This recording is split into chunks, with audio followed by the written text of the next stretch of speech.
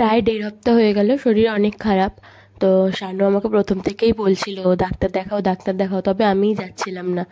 আমার ঠিক ডাক্তার দেখাতে ভালো লাগে না। দুবার ও আমাকে ওষুধ কিনে এনে দিয়েছিল, যখন একদম পারছিলাম না তখন ওষুধ খেয়েছিলাম। তারপরও কি হচ্ছে জানো তো, যতক্ষণ ওই ওষুধ খাচ্ছি ততক্ষণই ভালো থাকছে, আর ওষুধের অ্যাকশন কেটে গেলেই শরীর বড্ড খারাপ হয়ে যাচ্ছে। আর লাস্ট কিছুদিন ধরে তো, লাস্ট মানে 4-5 দিন ধরে তো কিছু খেতেই পাচ্ছি না, শরীর আরও বেশি খারাপ হয়ে যাচ্ছে। আর মনে তো হচ্ছে একদম যেন পুরো বিছানার সাথে মিশে যাচ্ছি, এরকমই লাগছে। মানে বিছানা থেকে উঠতে ইচ্ছে করছে না, ঘরের কাজকর্ম রান্নাবান্না কোনোটাই ঠিক মতো করতে পারছি না। যদি করতে পারতাম তাহলে তোমাদের সাথে অবশ্যই ভ্লগ শেয়ার করতাম। আর আজকেরটাও না ভ্লগ না, আজকেরটাও হচ্ছে ছোট্ট একটা আপডেট তোমাদের সাথে শেয়ার করছি যে ভিডিও কেন দেওয়া হয়নি।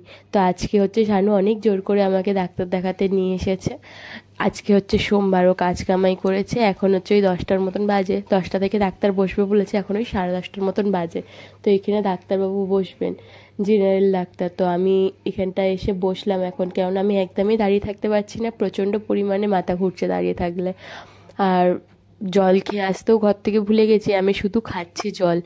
আর সেরকম একটা খেতে পাচ্ছি না, শানুর সাথে খেতে বসতেই হচ্ছে, কেননা ও না হলে বকাবকি করছে, না খেলে খেতে বসেও খেতে পাচ্ছি না, না হয় খাবার নিয়ে ফেলে দিচ্ছি আর না হলে ওকেই দিয়ে দিচ্ছি। তো এরকমই করছি। এখানে দেখো রোদ্দুর, কত রোদ্দুর বেরিয়েছে, আমার তো একদম ভালো লাগছিল না। শানু ওখানে দাঁড়িয়েছিল। তারপরে হচ্ছে ডাক্তারবাবু এলেন, ডাক্তার দেখিয়ে ও ওষুধ কিনতে গেল। ঘরে এসে দুটো সিদ্ধ ভাত শুধু করেছি, এটা হচ্ছে কালকে দুপুরের ডাল, মানে রবিবারের ডাল এটা। কালকে খাওয়া হয়নি বলে পুরো ডালটাই ফ্রিজে রাখা ছিল, সেটাই আমি গরম করে নিয়েছি, কেননা অনেক মোটা করে ডাল বানিয়েছিলাম তো ফেলতে মন চাইছিল না। আজকে শুধু ডিম সিদ্ধ আর আলু সিদ্ধ বানিয়ে নিয়েছি, আর তাও একদমই মাখতে ইচ্ছা করছিল না, আলু সিদ্ধটা একটুখানি শুধুমাত্র শুকনো লঙ্কা ভেজে মেখে নিলাম।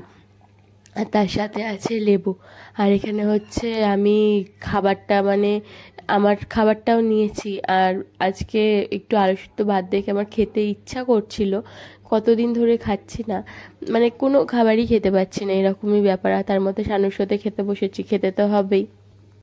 খাওয়া দাওয়া সেরে বসলাম ওষুধ নিয়ে, ওষুধ খেতে। আমি ঠিক এই কারণের জন্যই ডাক্তার দেখাতে চাই না, এই এত এত ওষুধ দেয়। এক সময় আমি এত ওষুধ খেয়েছি, আমার মানে শরীরটাই পুরো ওষুধের ওপর টিকে ছিল। আর ওষুধ ছেড়ে দিলেই শরীর এত খারাপ হয়ে যেত, বিছানায় পড়ে যেতাম। তো সেই গল্প না হয় অন্য একদিন করা যাবে।